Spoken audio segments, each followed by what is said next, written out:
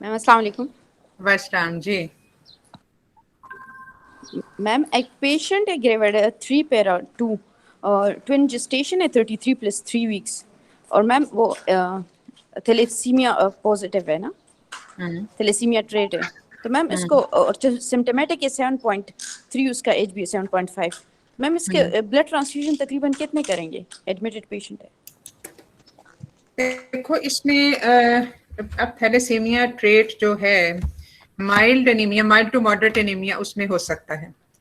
First of all, you have to see whether it is combined with some nutritional anemia or not. Like in twins, there can be folic acid deficiency, and iron deficiency is more common in all pregnancies. लेकिन ये है कि इसमें 91 चूंकि ferritin है। तो इसमें twin pregnancy के साथ पेशेंट 33 वीक्स पे है विद 7.6 हीमोग्लोबिन। तो उसमें आप आयरन स्टेटस फिर भी उसका एवेलुएट कर लो, चाहे आपको एनीमिया की रीजन भी पता है। और क्योंकि इसमें दो ideally the treatment of thalassemic anaemia is blood transfusion, but still you have to rule out the other nutritional deficiency so that if these are positive, iron deficiency है तो उसमें आप आयरन के साथ भी उसको ट्रीट कर सकते हो, क्योंकि बेसिकली कॉम्बिनेशन पिक्चर होती है हमारी कंट्री में। तो ट्रेट के साथ अमूमन हीमोग्लोबिन इज बिटवीन 8 और 9। तो इसलिए और तो खास तौर पे जब ट्विन प्रेगनेंसी है तो उसमें न्यूट्रिशनल डेफिशिएंसी के साथ कंबाइन होने के चांसेस ज्यादा हैं।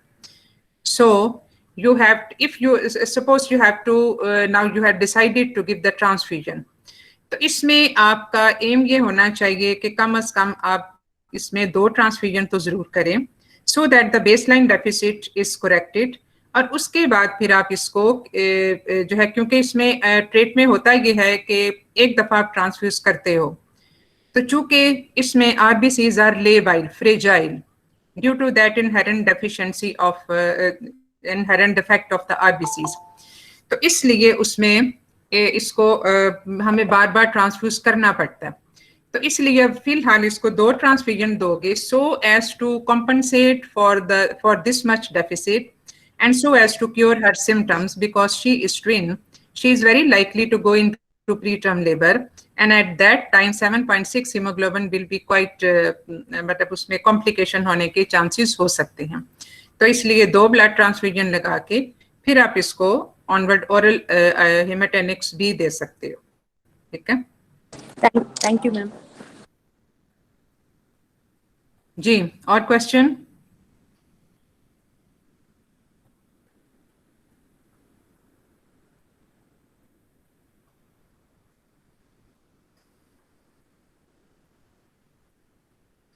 जी बाकी क्वेरी? हाँ जी डॉक्टर, मुझे पूछना था जो डायबिटिक पेशेंट होते हैं, नॉन डायबिटिक, उनके अंदर क्या हम थायराइड फंक्शन टेस्ट मांगेंगे या नहीं मांगेंगे? देखो थायराइड फंक्शन अमूमन डायबिटिक पेशेंट्स में इसलिए मांगे जाते हैं कि जिस तरह से जो डायबिटीज की पैथोलॉजी है, तो उसी तरह से इन पेशेंट्स में ऑटो इम्यून थायराइडाइटिस होने के चांसेस ज्यादा होते हैं, हाइपोथायराइडिज्म होने के चांसेस ज्यादा होते हैं। तो इस वजह से थायराइड फंक्शन उनमें मांग लेना साइंटिफिकली एविडेंस बेस्ड प्रैक्टिस है। और इसमें चूंकि अगर सब क्लिनिकल हो तो उसमें तो बाद दफा सिम्टम्स भी नहीं होते, तो इसलिए बेहतर होता है कि इसमें आप थायराइड फंक्शन मांग लें, क्योंकि इसमें ऑटो इम्यून थायराइडाइटिस हाइपोथायराइडिज्म के चांसेस आर मच इंक्रीज्ड, 40% 40-50% के करीब हो जाते हैं, दो इट में भी सब क्लिनिकल। और सब क्लिनिकल अगर है तो जैसा हमने एक दफा पहले भी बात की थी कि उसमें टीएसएच लेवल का एक खास लेवल तक रहना बहुत जरूरी होता है in the pregnancy. In first trimester it should be between 2 to 2.5, और सेकेंड और थर्ड ट्राइमेस्टर में 2.5 to 3 तक टीएसएच होना जरूरी है for the better neuronal development of the foetus. तो इसलिए इसमें थायराइड फंक्शन टेस्ट जरूर मांग लेने चाहिए, and specially so in the patient who has type 2 diabetes. जो प्री जेस्टेशनल डायबिटीज है उसमें तो जरूर मांग लेने चाहिए। जेस्टेशनल डायबिटीज में आप इसको अगर ना भी मांगो तो कोई ऐसा, क्योंकि ये कोई बहुत प्रोलॉन्ग डिजीज नहीं होती, this is just exclusively present in the pregnancy, though these patients are more prone to develop type 2 diabetes later on. लेकिन जेस्टेशनल डायबिटीज जो खास तौर पे जो थोड़ा सा लेटर इन जेस्टेशन जाके हो, उसमें फिर थायराइड फंक्शन टेस्ट आप स्किप भी कर दो तो कोई मसला नहीं, लेकिन टाइप 2 डायबिटीज में जरूर भाग लेने चाहिए। डॉक्टर मैडम एक सवाल और था। जी मैडम मैं ये पूछना चाह रही थी कि अगर 36 वीक्स की हाइट ऑफ अंडर से due to uterine fibroid intramural fibroid है तो हम हाँ। इसमें पाइपल मांगेंगे, कैविटी का साइज तो वही रहेगा, हम पाइपल कर सकते हैं 36 या डायग्नोस्टिक 36 वीक्स की बताइए फंडल हाइट। जी madam. Uterine Intramural size is fibroid। 36 week. तो इंट्राम्यूरल फाइब्रोइड, अब देखो इसमें डिपेंड करता है कि इंट्राम्यूरल फाइब्रोइड का मतलब यह है कि this is in the substance of the uterus. तो अगर सब्सटेंस ऑफ द यूट्रस में है तो cavity definitely will be large, और उसमें फिर डिपेंड करता है एज पे भी। अगर पेशेंट की एज इज अबव 40 और उसके साथ उसको हैं प्रॉब्लम्स हैं, उसके मेंस्ट्रुअल इरेगुलरिटीज के प्रॉब्लम हैं, तो फिर तो उसमें आप पाइपल के साथ आपने एक एंडोमेट्रियल सैंपलिंग ले ली तो वो आप मांग सकते हो। लेकिन लेस देन 40 इतनी बड़ी यूट्रस में पाइपल के साथ करना भी बजाते खुद एक बहुत बड़ा चैलेंज होता है। तो इसमें बेहतर होता है कि you go for the non interventional study of the endometrium like endometrial thickness and the Doppler flow of endometrium. तो उससे आपको अंदाजा हो जाएगा। तो so you have to basically justify the need for endometrial biopsy के, उसमें जरूरत क्या है बायोप्सी करने की, अगर आपको अल्ट्रासाउंड पे ये दोनों चीजें मिल जाती हैं तो इसलिए जो बहुत बड़ी कैविटी होती है उसमें उसकी बायोप्सी करना एक चैलेंजिंग प्रैक्टिस होती है, इस तरह से कि आप पाइपल के साथ भी कहाँ से लो, किस वॉल से लो, और ये बहुत सारी चीजें होती हैं, और इतनी बड़ी कैविटी के साथ वो टेक्निकली भी बहुत मुश्किल होता है। मैडम जी। मेरा एक क्वेश्चन है। हाँ। अस्सलाम वालेकुम मैडम। फर्स्ट टाइम मैडम मुझे ये पूछना था कि थायराइड के लिए डिफरेंट मैकेनिज्म्स हैं, लेकिन लाइक थायराइड प्रीटर्म लेबर भी कराता है, मिसकैरेजेस भी कराता है, और आईयूडीज के भी चांसेस होते हैं। तो मैडम इसका कोई स्पेसिफिक मैकेनिज्म है, क्योंकि एग्जाम में ये क्वेश्चन जरूर पूछते हैं। मेरा एक पेशेंट था मैडम जिसका गॉइटर था और 6 into 4 सेंटीमीटर की स्वेलिंग थी फ्रंट पे, और हाइपरथायराइड थी, और उसकी प्रीवियस बैड ऑप्स हिस्ट्री थी। 3 उसके स्टिल बर्थ्स थी, एंटीपार्टम स्टिल बर्थ्स, 2 उसके मिसकैरेजेस थे, और कोई कॉज और आइडेंटिफाई नहीं हुई थी अब तक इस हाइपो था या हाइपर था? मैम हाइपरथायराइड था। अच्छा ठीक है। तो मैडम मैकेनिज्म क्या है इंट्रायूट्राइन? बेसिकली देखो ये जो है ना आप इसको समझने के thyroid gland is an engine for the body, ठीक है ना। जो सेल इंट्रासेलुलर मेटाबॉलिज्म है at the level of mitochondria is dependent upon the thyroxine. तो जब ये cellular metabolism cellular functioning affect होती है तो then everything is disturb, like in adult patients जिसमें हाइपरथायराइडिज्म होता है उनमें तो इवन कार्डियोमायोपैथी के भी चांसेस होते हैं। तो इसलिए यही मैकेनिज्म जो कि हाइपोथायराइडिज्म या इवन समटाइम्स ज्यादातर तो हाइपोथायराइडिज्म के साथ ये बैड ऑब्स्टेट्रिक हिस्ट्री होती है, अगरचे ये चीजें हाइपरथायराइडिज्म में भी टॉक्सिक गॉइटर जो है उसमें भी हो सकता है, लेकिन इसका ताल्लुक ज्यादातर होता ही इन सेलुलर मेटाबॉलिज्म के फेल होने की वजह से है। तो उसमें फिर सारे एंडोक्राइन फंक्शंस भी डिस्टर्ब हो जाते हैं, और ये वजह होती है इसके बेसिकली, क्योंकि आप ये देखें कि थायरॉक्सिन का फंक्शन क्या होते हैं। थायरॉक्सिन अब जो फीटल जो है थायराइड ग्लैंड है वो कब फंक्शन करना शुरू होता है? तो you have any idea? Ma'am 12 weeks around, उससे पहले तो 20 मुझे वीक्स के बाद, 20 वीक्स के बाद, ज्यादातर 20 वीक्स के बाद।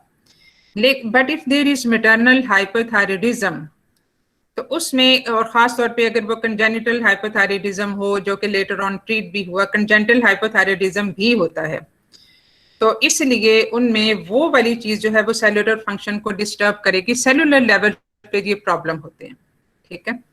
तो इसलिए foetus can also be affected by the maternal hypothyroidism. जैसे अगर मैटरनल हाइपोथायराइडिज्म है और उसमें फर्स्ट ट्राइमेस्टर में, जैसे हम ये बार बार बात करते हैं कि अगर हम उसको ट्रीट ना करें तो even in the sub clinical hypothyroidism भी बेबी की न्यूरोनल डेवलपमेंट अफेक्ट हो सकती है। यही वजह है कि टीएसएच लेवल को एक खास लेवल तक रखा जाता है डिस्पाइट गिविंग थायरॉक्सिन। अगर हम थायरॉक्सिन दे भी रहे हैं किसी पेशेंट को, हाइपोथायराइडिज्म के पेशेंट्स को जो कि प्रेग्नेंट भी हैं, तो थायरॉक्सिन की डोज इस तरह से एडजस्ट करनी चाहिए कि जो टीएसएच लेवल है वो एक खास लेवल तक मेंटेन रहे।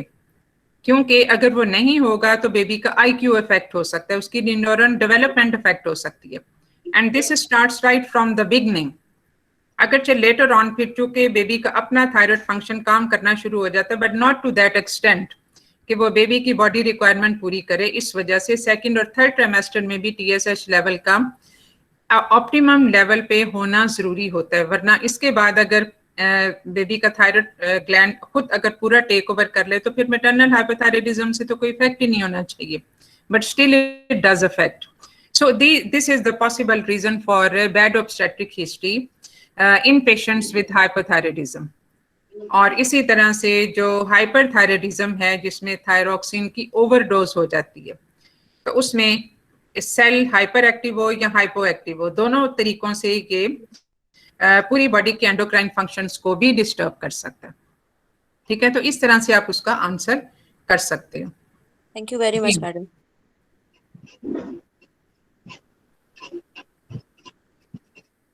जी, anyone else? Yes madam, hydrocephalus और इसकी मोड ऑफ डिलीवरी पे एक्सप्लेन कर दीजिए कि कैसे कराना है डिलीवर, उसके डिफरेंट जो सिनेरियोज आते हैं कि कभी सिजेरियन करना है, कभी SPT करनी है, किस तरीके से करना है। और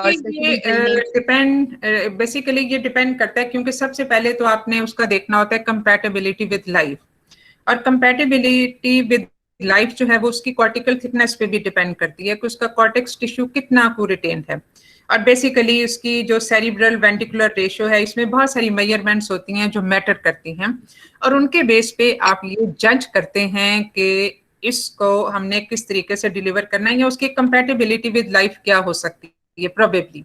अब हम अमूमन इसमें पीडियाट्रिशियन से राय मांगते हैं हमेशा, उनको ये सजेस्ट उनको ये मतलब पूछ के कि ये इसमें, क्योंकि हमने डिसाइड करना होता है इधर about the termination of pregnancy pre term अगर अर्ली डायग्नोसिस हो गया, और about the mode of delivery in these cases like hydrocephalus, कि अगर ग्रॉसली एनलार्ज उसका फीटल हेड है तो उसको हम किस तरह से निकालें।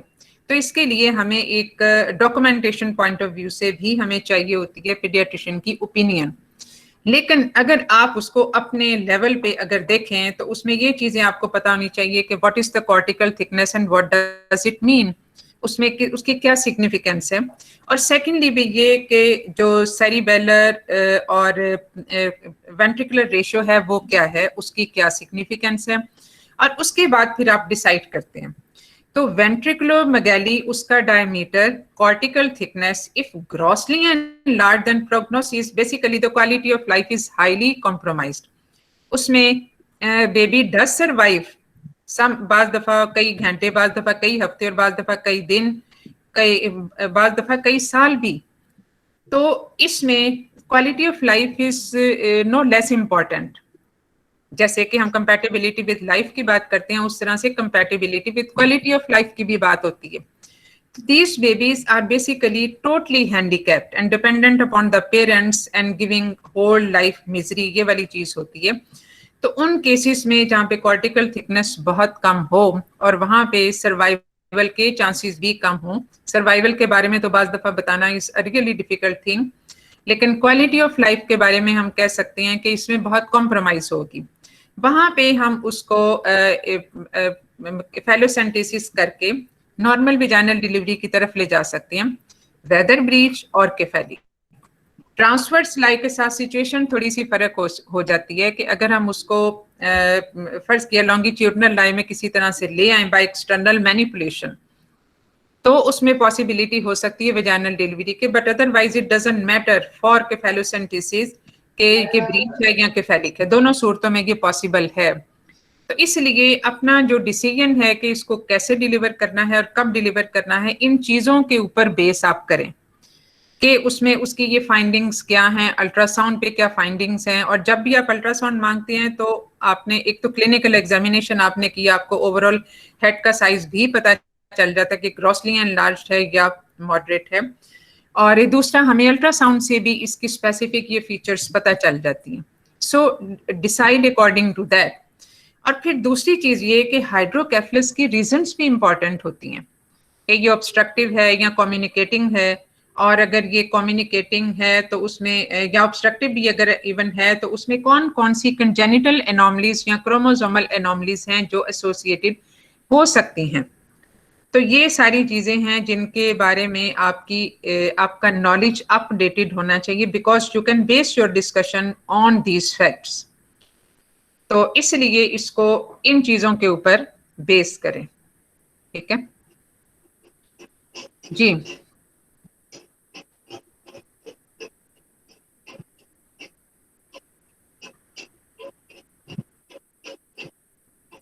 जी, और किसी का कोई क्वेश्चन? मैम, हम प्री जेस्टेशनल डायबिटीज में इको जो है वो अगर 5 साल से ज्यादा हो गए हैं तो फिर इको मांगेंगे, तो हम इको में अगर मांगेंगे तो फिर हम उसमें क्या देखने के लिए इको मांगते हैं? देखो, इसमें प्री जेस्टेशनल में चूंकि प्री एग्जिस्टेंट है तो इसमें कार्डियक एनोमलीज होने के चांसेस ज्यादा होते हैं, और लेकिन ये उस वक्त ज्यादा होते हैं जब HbA1c इज बियॉन्ड 6 या उसका कंट्रोल पुअर हो। तो यही वजह है कि अगर हमारे पास patient pre conception time period में आ जाए तो उस सूरत में हम पहले उसको ऑप्टिमाइज करते हैं ये ग्लाइसेमिक कंट्रोल को, so that the chances of anomalies are minimised. लेकिन suppose you get a patient जो कि who is non compliant, as is the general population of our country, कि उसमें नॉन कंप्लाइंट होते हैं और ऐसे ही बाय द वे प्रेग्नेंट हो गए और वो आगे and still diabetes is going on और अनकंट्रोल्ड उसकी वो स्टेटस होता है। तो उस सूरत में when diabetes is uncontrolled, when the patient has entered into pregnancy with a compromised HbA1c और उसमें उसका treatment is going just of and on, उसमें कोई उसका प्रॉपर कंट्रोल भी नहीं है और उसको पता भी नहीं है, then you need to have foetal echo. लेकिन अगर उसका कंट्रोल शुरू से ही बहुत बेहतर चल रहा है तो उस सूरत में आप इस चीज को स्किप भी कर सकते हो, क्योंकि डिटेल्ड एनोमली स्कैन में cardiac anomalies are being ruled out specially after 20 weeks. तो उससे भी आपको कुछ पता चल जाता है कि उसमें अगर कोई ऐसी फीचर आ जाती है तो फिर उसमें आप इसको फीटल एको की तरफ जा सकते हैं। प्राइमरीली इसको अनकंट्रोल्ड ब्लड शुगर वाले पेशेंट्स में और the patients who entered into pregnancy with raised HbA1c, उनमें तो ये जरूरी है कि आप फीटल एको मांगे। अब फीटल एको में जो आप चीज मांगते हैं, बेसिकली फीटल एको के क्या पैरामीटर्स होते हैं जो एक रूटीन हम मांगते हैं। कुछ फीटल एको पे कुछ चीजें ऐसी होती हैं जो कि normal for that gestation of pregnancy होती हैं।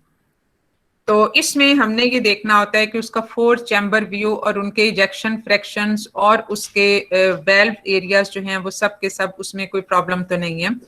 और इसमें एट्रियल वेल्व डिफेक्ट्स या ventricular defects, atrial septal defects और वेंट्रिकुलर सेप्टल डिफेक्ट्स, खास तौर पे इन पे भी हमने फोकस करना होता है। तो ये चीजें हैं जो फिर आप इसमें रिक्वेस्ट करते हो मांगने के लिए। लेकिन foetal echo basically covers all these things, ठीक है। फीटल एको का लफ्ज भी अगर बोल दो तो ठीक है, अदरवाइज इसमें बेसिकली स्ट्रक्चरल एनोमलीज होती हैं, may be with the valve और with the septal areas between atrium and the ventricular. And very rarely transposition of vessels वगैरह ये हो सकती हैं, लेकिन उनका लिंक बहुत ज्यादा एस्टेब्लिश नहीं है विद द डायबिटीज जी। और मैडम, मुझे ये पूछना था कि अगर सीवियर PIH की पेशेंट हो अराउंड दोबारा से बताइए। डॉक्टर, एक पेशेंट हो जिसको सीवियर हाइपरटेंशन हो अबाउट 160-100, लेकिन नो प्रोटीन यूरिया, तो उसकी मतलब कब डिलीवर कब कराएंगे उसको? अप टू स्पॉन्टेनियस छोड़ेंगे या 38 वीक्स पे इंड्यूस कराएंगे? ये एक बड़ा एक ब्रॉड एंडेड आपका क्वेश्चन ये है, क्योंकि इसमें फिर हमेशा स्पेसिफिकेशन चाहिए होती है। बाय स्पेसिफिकेशन आई मीन के जेस्टेशनल एज क्या है, उसके सिम्टम्स क्या हैं, क्योंकि अगर 160-100 से ऊपर है हाइपरटेंशन तो है ही है, but will you label her as a case of pre eclampsia और नॉट? This will be dependent upon not only on the presence of protein urea, लेकिन अगर प्रोटीन यूरिया ना भी हो and if there is any other sign symptoms like if she is having headache or blurring of vision or epigastric pain, still she will be labeled as preeclamptic in preeclamptic status, चाहे उसका protein urea ना भी हो, क्योंकि प्रीएक्लेम्पसिया आप उसको तब label करते हैं when hypertension is combined with any other system disorder, जैसे अगर हाइपरटेंशन के साथ उसको न्यूरोनल इन्वॉल्वमेंट है, जैसे हेडेक होता है, ब्लरिंग ऑफ विजन होती है, तो भी ये प्री एक्लेम्पसिया है। अगर ये hypertension is associated with some lab dysfunctions like renal functions compromise, उसमें यूरिक एसिड रेज्ड आ गया या क्रिएटिनिन रेज्ड आ गया, still it is pre eclampsia. And और if it is combined with the disturb liver functions, तो जो जिसको हम हेल्प सिंड्रोम कहते हैं, still it is pre eclampsia. और प्री एक्लेम्पसिया में डिलीवरी इमिनेंटली नीडेड नहीं होती अगर हम इसको कंट्रोल कर लेते हैं हाइपरटेंशन को, तो यानी प्राइमरीली तो आप इसको पहले कंट्रोल करोगे, लेकिन अगर patient is already at 38 weeks या beyond 37 weeks and she is having this much hypertension along with any other symptom, proteinuria may or may not be present, so then you will strongly consider the delivery by appropriate route जो भी उस patient के लिए suitable है। Otherwise, prior to 37 weeks आपने अपना decision इसको delivery करने का इन सारी चीजों पे बेस करना है, क्योंकि इसमें हार्ड एंड फास्ट रूल के बस ये 160-100 बीपी हो गया, प्रोटीन यूरिया नहीं है तो इसको अभी डिलीवर कर लें, ऐसा नहीं होता। इसको आपने हमेशा पेशेंट के कंडीशंस के हिसाब से उसको डिसाइड करना होता है, which is called individualisation of the patient. तो हो सकता है किसी पेशेंट में हमें उसी दिन डिलीवर करना पड़े और किसी पेशेंट में हम 37 वीक्स तक भी जाने के काबिल हो जाए। Is it clear? Yes ma'am, thank you. अच्छा मैडम, एक और भी सवाल था कि एक जी बताइए। अच्छा मैडम, ये सवाल था कि अगर 30 इयर्स ओल्ड की मतलब फीमेल है, उसका मैस एब्डोमेन ओवेरियन मैस है, unilocular about 20 week size, all tumour markers are normal, क्योंकि एग्जामिनर कभी कभार ट्यूमर मार्कर सारे नॉर्मल बता देते हैं, तो उस कंडीशन में फिर और क्या इन्वेस्टिगेशन से मैनेजमेंट प्लान क्या हो सकती है? देखो, सारे ट्यूमर मार्कर्स अगर नेगेटिव हैं तो probably it's some benign tumour, ठीक है, बिनाइन ओवेरियन होगा, 20 वीक्स का वो है और age 30 years young age patient है, तो इसमें फिर आपने अल्ट्रासाउंड तो मस्ट मांगना ही मांगना है। अब दूसरी चीज ये सवाल पैदा होता है कि क्या आप इसमें सीटी या एमआरआई मांगोगे या नहीं मांगोगे? जरूरत नहीं है, क्योंकि इसके सारे ट्यूमर मार्कर्स नेगेटिव हैं, मतलब नॉर्मल हैं। तो इसमें अगर ट्यूमर मार्कर पॉजिटिव आ जाते हैं तो फिर तो उसमें जरूरत बन जाती है just to know the spread of disease, क्योंकि देखो अगर तो आपने इसकी सर्जरी, अब 20 वीक साइज का मैस है, इसमें सर्जरी तो आपने करनी ही करनी है। और दूसरी चीज ये कि 20 वीक का साइज आप कैसे असेस करोगे for an adnexal mass unless it is centrally located और आप उसको 20 वीक के हिसाब से कहें। तो जब आप क्लिनिकल एग्जामिनेशन करते हैं तो एक सेंट्रल लोअर एब्डोमिनल मैस में तो आप उसको मेजरिंग टेप के साथ मेजर कर लिया, but what about adnexal mass? क्या उसको भी ऐसे ही करोगे? और you will just assess it on bimanual examination, और उसमें एक अप्रॉक्सीमेट आप अपनी फिगर बताओगे कि approximately it is so many centimetres in size. तो आप लोग इसमें कैसे करते हो? डॉक्टर एब्डोमिनली भी मेजर करते हैं और बाय मैनुअल असेसमेंट भी, ये साइज कोरिलेट कर रहा है या नहीं? ठीक है, तो इसमें जो है वो आपने अगर ये फर्ज किया, ये आपका अप्रॉक्सीमेटली उसमें जो असेसमेंट है वो ये कि 20 सेंटीमीटर का ये मैस है, तो definitely you have to go for the laparotomy in this patient. और इसमें आपने ट्यूमर मार्कर्स करवा लिए, सब नॉर्मल हैं, तो आपने इसमें उसमें और तो कोई फिर उसमें टेस्ट की जरूरत नहीं रह जाती अगर आपने कंप्लीट इसका डॉपलर फ्लो के साथ इसका अल्ट्रासाउंड करवाया हुआ हो, तो that gives you enough information.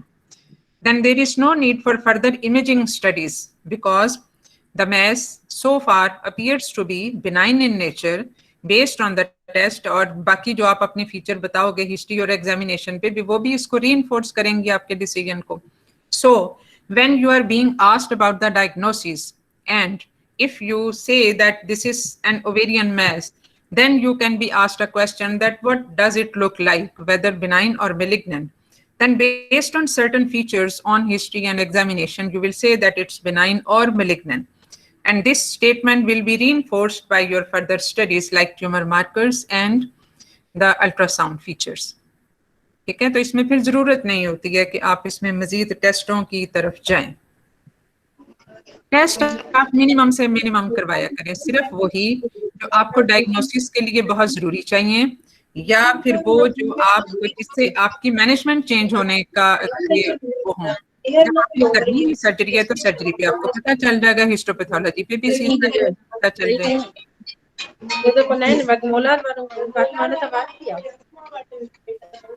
जी, और प्लीज माइक ऑफ कर दें, बाकी सब माइक ऑफ कर दिया करें please. Ma'am young age group में ट्यूमर मार्कर्स कराने से बेनाइन और मैलिग्नेंट मैनेजमेंट पे क्या फर्क पड़ेगा? मतलब जो आयोटा है उसमें तो हम अल्ट्रासाउंड की पैरामीटर्स देखते हैं। देखो, आप इसमें ट्यूमर मार्कर्स आप क्यों करवाते हैं? For diagnosis of malignant ovarian tumour and to have a baseline picture of that tumour marker, क्योंकि आपने ऑनवर्ड जो फॉलो अप करना होगा even after the surgery and even if it is malignant tumour, तो आपने इसकी surgery करने के बाद उसको जो कीमोथेरेपी देनी है उसमें भी तो आपको फॉलो अप ट्यूमर मार्कर के साथ चाहिए। तो tumour marker prognosis and follow up हम कह सकते हैं, इसलिए हम करवाते हैं। फॉलो अप के लिए भी आपको एक बेसलाइन वैल्यू चाहिए होती है, क्योंकि उस पे आपने मेजर करना होता है कि ट्यूमर मार्कर अब बढ़ रहे हैं तो प्रोबेबली रिकरेंस हो सकती है, या फिर ये ग्रेजुअली कम हो रहे हैं तो your chemotherapy is effective now. तो ये सारी चीजें हैं जिससे आप उसका फॉलो अप भी कर रहे होते हैं, और किसी हद तक आपको इसके डायग्नोसिस में भी हेल्प मिलती है कि ये बिनाइन है या मैलिग्नेंट है। Okay ma'am. मैम एक पेशेंट थी, उसकी ह्यूज सिस्ट थी 12 सेंटीमीटर से भी ऊपर, अम्लाइकस से पूरी ज़ीफी स्टर्नम तक वो इन्वॉल्व कर रही थी। प्रेग्नेंट पेशेंट थी, ग्रेविड ऑफ 3 पैरा 2 थी, प्रीवियस एसवीडीज थी उसकी, और अब इतनी बड़ी सिस्ट उसको प्री प्रेगनेंसी डायग्नोज हुई हुई थी, और प्रेगनेंसी में वो इंक्रीज कर गई थी, आहिस्ता आहिस्ता करके इंक्रीज की थी कि वो 28 वीक्स की फंडल हाइट पे वो जो है वो पूरे उसको एब्डोमेन को इन्वॉल्व कर रही थी। तो मैम इतनी सिस्ट में हम नॉर्मल डिलीवरी के लिए वेट करेंगे या फिर हम सेक्शन प्लान करेंगे 34 पे भी अगर प्लान करते हैं तो? लेकिन डिपेंड करता है आप टाइप ऑफ सिस्ट क्या है। मैम बिनाइन सिस्ट थी, मूवेबल तो थी, उसमें जाहिर लेकिन है मल्टीलोक्यूलर थी और ह्यूज साइज थी। एक बड़ी सिस्ट है, बिल्कुल अगर बिनाइन है तो उसकी तो कॉम्प्लिकेशन होने के भी चांसेस होते हैं। ये वजह कि आप मिनिमम वाइबिलिटी पीरियड तक प्रेगनेंसी को पहुंचाते हो और उसके बाद फिर आप डिलीवरी करा के उसमें कर सकते हो, ये लेप्रोटमी कर सकते हो। लेकिन बात ये है कि इतनी बड़ी अगर सिस्ट, अगर ये इसमें नॉर्मल डिलीवरी में कोई हर्ज तो नहीं होता, but if that cyst has a long pedicle somehow, अगर उसका कोई लंबा पेडिकल हो तो उसके टॉर्शन में जाने के चांसेस बहुत होते हैं as soon as the uterus is emptied. ठीक है, इसमें नॉर्मल डिलीवरी में कोई हर्ज नहीं है, क्योंकि अगर ये कोई मेल प्रेजेंटेशन नहीं कर रही, इफ इट इज, और इसके हाई अप होने का मतलब ये है कि इसका लंबा पेडिकल डेफिनेटली है। सो वो अलग से फील हो रही थी और फंडस से ऊपर वो तो बस इसका मतलब है कि इसका लंबा पेडिकल है, वो फंडस से ऊपर फील हो रही है, तो उसमें नॉर्मल डिलीवरी में कोई मसला नहीं है। देखो, सेक्शन अगर आप करोगे तो you are giving a scar in the uterus. Cyst तो आप निकाल दोगे उसके साथ ही, लेकिन उसके साथ ही साथ आपने एक अननेसेसरीली स्कार दे दिया यूट्रस में, स्पेशली इन अ पेशेंट जिसका भी आगे और मजीद रिप्रोडक्शन वाली चीजें भी हैज टू बी कंसिडर्ड। तो उसमें अननेसेसरीली स्कार देने की जरूरत नहीं होती unless that cyst is obstructing the progress of labour and that is quite low in the pelvic area. तो वो तो उसके प्रोग्रेस को कर सकती है, ऑब्स्ट्रक्ट कर सकती है, being a space occupying lesion in the pelvis and preventing the head to descend down या कोई भी और प्रेजेंटिंग पार्ट। तो इसलिए अगर ये बिल्कुल अलहदा से फील हो रही है, अबव द फंडस है, तो फिर उसमें सेक्शन सिर्फ इसी वजह से करने की जरूरत नहीं है। आप उसको नॉर्मल डिलीवर करवाओ और उसके बाद लेप्रोटमी तो करनी ही करनी है, but at least you will avoid the caesarean section scar in that patient. Ma'am labour का तो कोई इफेक्ट नहीं आएगा ना? नहीं, लेबर का उसमें कोई इफेक्ट नहीं आएगा, क्योंकि देखो सिस्ट तो अपनी जगह है ये और पूरी प्रेगनेंसी में ये चली। अगर किसी वक्त कॉम्प्लिकेशन हो जाती है तो आपको ओपन तो उसी वक्त करना पड़ता है, लेप्रोटमी तो उसी वक्त करनी पड़ेगी irrespective of the gestational age, अगर कोई ड्यूरिंग प्रेगनेंसी वो होती है। अदरवाइज अगर ये ठीक ठाक सारा कुछ चल रहा है तो फिर इसको नॉर्मल डिलीवर करवा के फिर इसकी लेप्रोटमी करके सिस्ट तो हमने निकालनी ही है because of its increased size.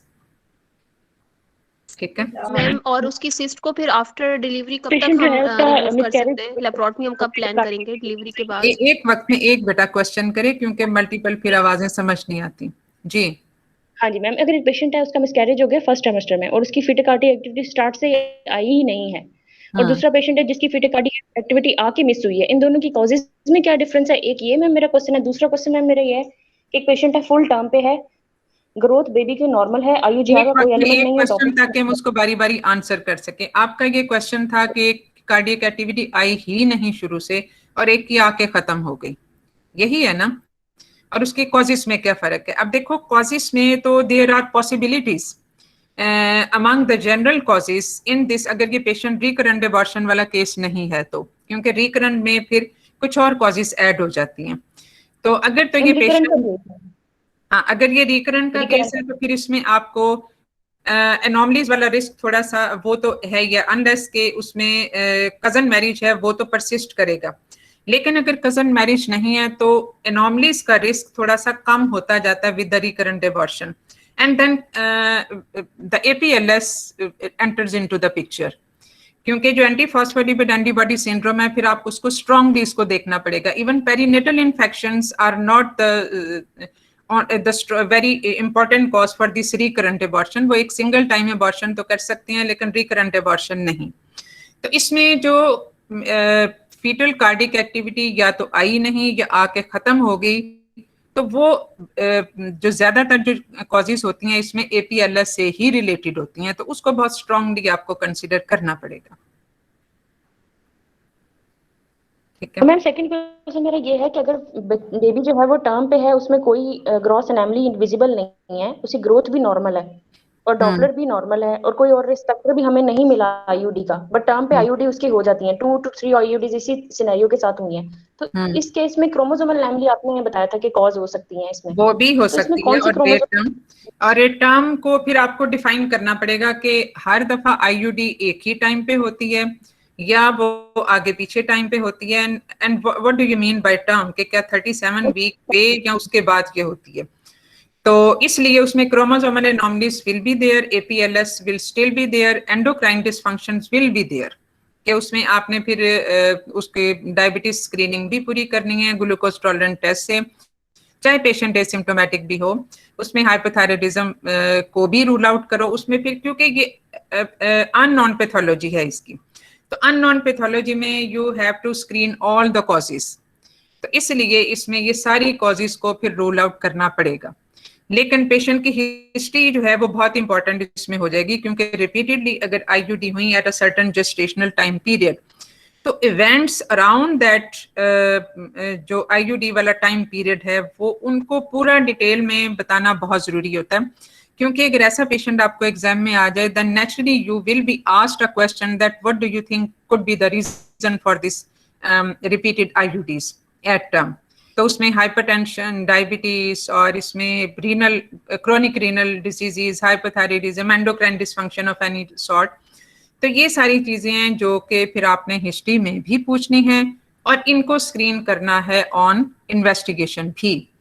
तो इसलिए ये फिर सब के सब, क्योंकि ये अनएक्सप्लेन्ड है, तो अनएक्सप्लेन्ड में ये सारी चीजें ही आ जाएंगी। और एनॉमलीज का भी रिस्क टू सम एक्सटेंट होता है, लेकिन उसमें व्हाट टाइप ऑफ एनॉमलीज जो कि लेट जेस्टेशन पे जाके करें, दैट इज क्वाइट क्वेश्चनेबल, क्योंकि ज्यादातर जो एनॉमलीज, जो ज्यादा ग्रॉस एनॉमलीज, क्रोमोसोमल एनॉमलीज होती हैं, उनमें सिनेरियो ये होता है कि या तो उनमें ग्रोथ पोटेंशियल कम होता है उन बच्चों में, तो IUGR का एलिमेंट उनमें होता है इन एब्सेंस ऑफ ओलिगोहाइड्रोमियोस, यानी उसमें डॉपलर फ्लो इफेक्ट नहीं होता, उसमें लाइकर वॉल्यूम कम नहीं होता, but somehow the growth potential is less because of the chromosomal problems.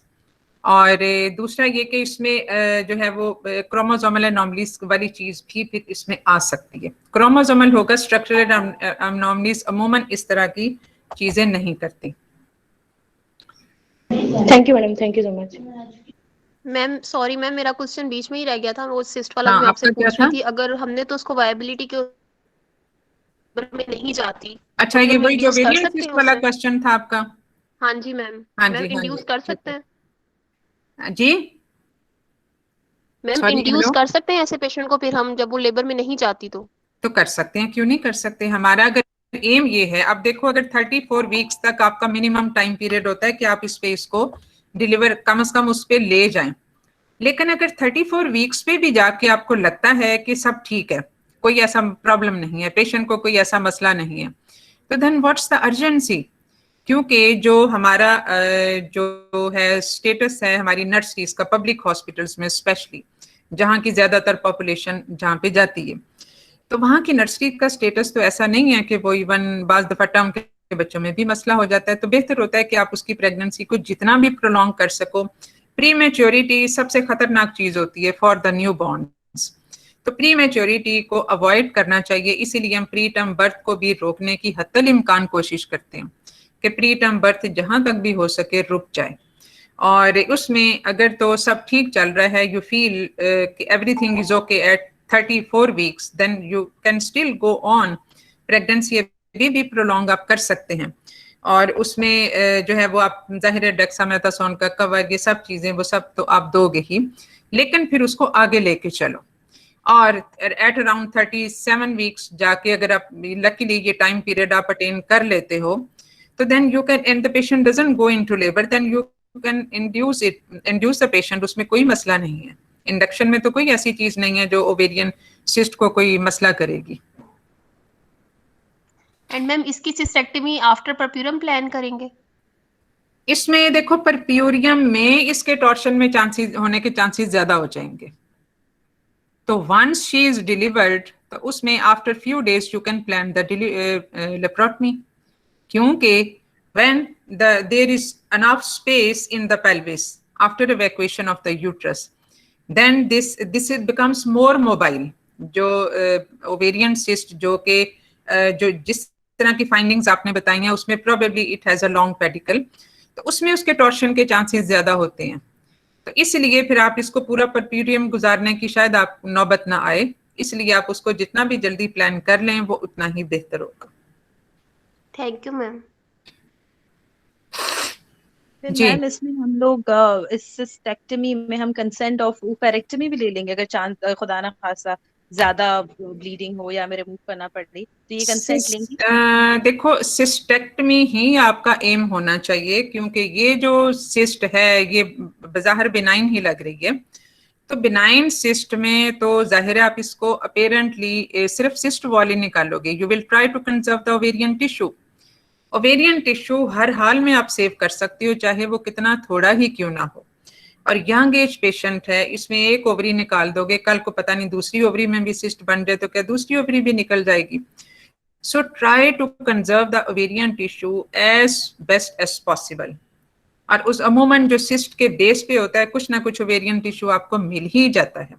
और सिस्ट वॉल तो आप निकाल ही सकते हैं, वो तो आपको नेकेड आई पेरेंट से भी पता चल जाएगा कि ये बिनाइन सिस्ट है। तो उसमें कोशिश यही होना चाहिए कि सिर्फ enucleation of the cyst wall and repair the rest of the ovarian tissue. अलबत्ता अब इसमें ये चीज है कि अब ये वाली ऐसी सिस्ट जिसमें बहुत लंबा पेडिकल आपको मिल गया, क्योंकि जिस तरह की आप बता रहे हो कि ये फ्रीली मोबाइल भी है और फंडस के ऊपर भी है, और जाहिर है उसमें उसके साथ फिर उसमें प्रोबेबली इसका लंबा पेडिकल भी होगा, तो उसमें थोड़ा सा अप्लाइकेशन ऑफ यूट्रो ओवेरियन लिगामेंट भी आप कर सकते हो ताकि उसमें एडनेक्सा की टॉर्शन बाद में लेटर ऑन ना हो। तो ये वाली चीजें हैं जो इसमें कंसिडर की जा सकती हैं। जी मैम काइंडली प्रीवियस 1, 2 एंड 3 की जो डिलीवरीज हम करवाते हैं आईयूडी पे 20 से 30 वीक्स के बीच में, मैम इस पे बड़ी कंफ्यूजन होती है कि एग्जामिनर्स माइंड करते हैं मैकेनिकल ट्रैक्शन को भी, फिर माइजोप्रोस्टोल को भी वो कभी कभी माइंड कर जाते हैं, तो हम इसको किस तरह से डील करेंगे? क्योंकि गाइडलाइन भी मैम किसी एक चीज को सपोर्ट नहीं करती। नहीं, ये चीज नहीं होती कि माइंड कर जाते हैं। ज़ाहिर एग्जामिनर के ज़हन में कुछ सॉलिड चीजें होती हैं जिसकी वजह से वो, मतलब जाहिर है अगर आप उसको उस तरह से एविडेंस बेस्ड प्रैक्टिस पे गाइडलाइंस की चीज नहीं बताते हो तो फिर उसमें नाराजगी या माइंड होने वाली बात अमूमन एग्जामिनर के एंड पे हम नहीं कर सकते। एक देखो, एक एग्जामिनर है जो एक ये चीज प्रैक्टिस करता है कि ठीक है पेशेंट का 26 वीक्स पे आईयूडी हो गया, प्रीवियस 1 है, तो इसमें बेसिकली जब इस तरह की सिचुएशन हो and you are dead sure that you have given a right answer like induction और या फिर मेडिकल टर्मिनेशन, इसमें in the cases with the previous 1, क्योंकि प्रीवियस 2 प्रीवियस 3 के साथ थोड़ा सा ये चीज कंट्रोवर्शियल हो जाती है। तो प्रीवियस 1 के साथ एटलीस्ट उसमें आप उसकी मेडिकल टर्मिनेशन ऑफ प्रेगनेंसी की जा सकती है, लेकिन आपके पास ये फिगर होनी चाहिए कि अगर मैं इसको मैकेनिकल ट्रैक्शन दूंगी तो इतने चांसेस है रप्चर के। जैसे हमें ये पता है, हम वी बैक की ट्रायल तो देते हैं, हालांकि हमें पता है कि वी बैक की ट्रायल के साथ अगर लोअर सेगमेंट सिजेरियन स्कार हो, क्योंकि इसमें आपने फिर selection of the patient will be important as in the case of VBAC. VBAC में भी हम पेशेंट के जब सिलेक्ट करते हैं तो कुछ क्राइटेरिया को हम पूरा करते हैं कि क्राइटेरिया जब ये हमारा मीट करता हो तो तभी हम उस पेशेंट को ट्रायल भी देते हैं, और उस क्राइटेरिया में उसका inter pregnancy interval will be important, previous post operative period will be important, the place where the section was done will be important, और ये सारी चीजें हैं जिस पे बेस अप करते हैं, and the present pregnancy situation of course के उसमें कोई और कॉम्प्लिकेशन ना हो। तो यही क्राइटेरिया इस केस में भी होगा। और in case you have selected a patient for medical termination of pregnancy, या उसको सर्जरी के बगैर आप करना चाहते हो कि कोई इसमें रिस्क फैक्टर नहीं है, तो फिर उसमें आप ये बताएं कि इस पेशेंट में risk of rupture of the scar will be this much. और इसमें अगर मेडिकली देखो, जो साइटोटैक और वो सारी चीजें हैं उसमें risk is definitely raised. Risk जो है उसका अब नॉर्मली अगर प्रीवियस उसका लोअर सेगमेंट स्कार था और अब आप उसको एक ट्रायल ऑफ लेबर देते हो, चाहे वो प्री टर्म है पोस्ट टर्म है, प्री टर्म में जरा थोड़ा सा लंबा टाइम लगता है बेसिकली, तो उसमें स्कार रप्चर के chances are less than 1%। But if the same patient is induced with the prostaglandin, prostaglandin चाहे वो माइसोप्रोस्टॉल है चाहे वो प्रोस्टाग्लैंडिन E2 है, उन दोनों के साथ प्रोस्टाग्लैंडिन का काम क्या होता है, how does it do cervical ripening, by softening the cervix. तो यही उसका एक्शन जो सॉफ्टनिंग वाला होता है, softening of the fibrous tissue is on the scar tissue as well. So that's why the rupture chances after induction of the labor with prostaglandins are increased up to 2.5%. तो इसलिए medical जो termination of pregnancy है जो prostaglandin के साथ है वो इतनी फेवरेबल नहीं होती।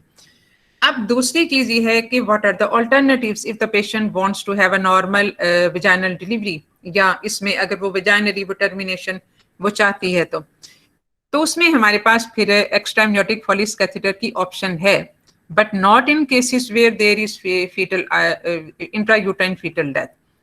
तो अगर तो ये इंट्रायूटाइन फीटल डेथ है तो उसमें भी आप ये नहीं ये एक्स्ट्रा एमनियोटिक फॉलिस कैथेटर आप नहीं दे सकते, क्योंकि ये एक मतलब इसमें एक बेसिकली आप एक इंट्रोड्यूस कर रहे हो एक foreign body inside the uterus जिससे मेम्ब्रेन रप्चर हो सकती है, and in the presence of a dead tissue there may be infection by the gram negative bacterias. तो यही वजह है कि आईयूडी के केसेस जो नॉर्मल भी डिलीवर हो रहे हो, even in a not scarred uterus, उसमें rupture of membrane is not performed early in the labour, only in cases where there are which is a case of abruptio placenta, सिर्फ उसमें हम करते हैं ये rupture of the membrane early in cases of IUD. Otherwise IUD के cases में rupture of membrane भी नहीं किया जाता, उसमें एक्स्ट्रा एमनियोटिक फॉलिस कैथेटर भी नहीं दिया जाता। So these are the justification points on which you will base your decision. लेकिन उसमें बेसिकली ये भी चीज है, और दूसरी चीज ये कि जो मिड ट्राइमेस्टर या जो 20 से 30 वीक्स वाली जैसे आपने टाइम ड्यूरेशन बताई है, उसमें प्रोस्टाग्लैंडिन की जो डोज होती है required for the vaginal termination of pregnancy is almost double than that required at term.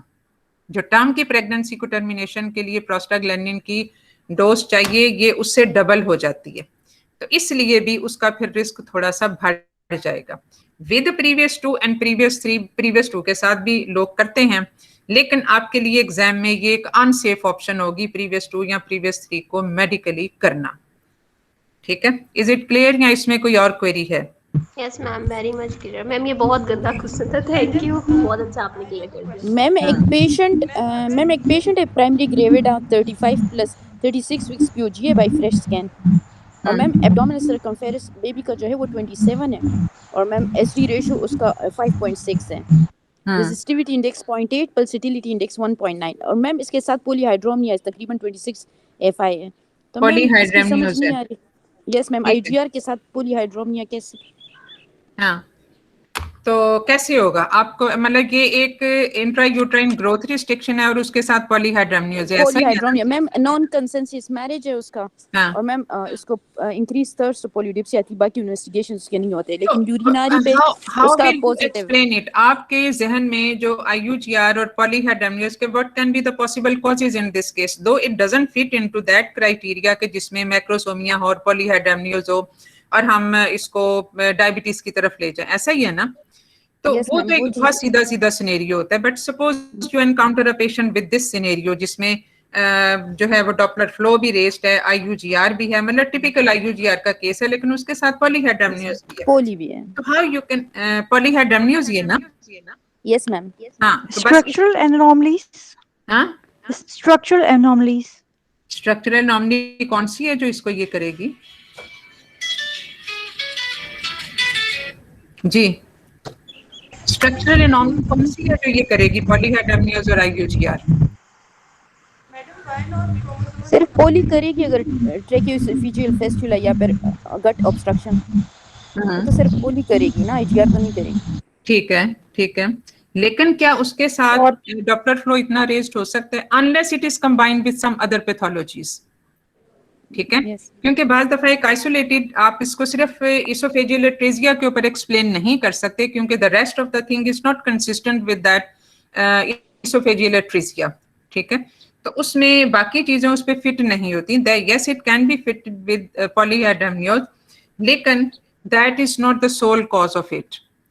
तो इसमें आपको प्लेसेंटा को भी पूरे का पूरा देखना पड़ेगा कि कोई प्लेसेंटा का प्रॉब्लम तो ऐसा नहीं है, क्योंकि इसमें प्लेसेंटल एबनॉर्मेलिटी जिसमें हो सकता है कोई प्लेसेंटल एंजियोमा भी हो सकता है अदरवाइज प्लेसेंटल डिसफंक्शन उसके साथ हो, जिसकी वजह से इसका डॉपलर फ्लो जो है वो रेज्ड हो गया and it led to the intrauterine growth restriction. Because yes you can say कि पॉलीहाइड्रोनिस इसमें हो सकता है इसकी वजह से कि इसोफेजियल एट्रेजिया इसका हो गया, यूटेनल एट्रेजिया इसका हो गया, लेकिन आप इससे बाकी चीजें एक्सप्लेन नहीं कर सकते। So try to find out a reason which can explain all the things.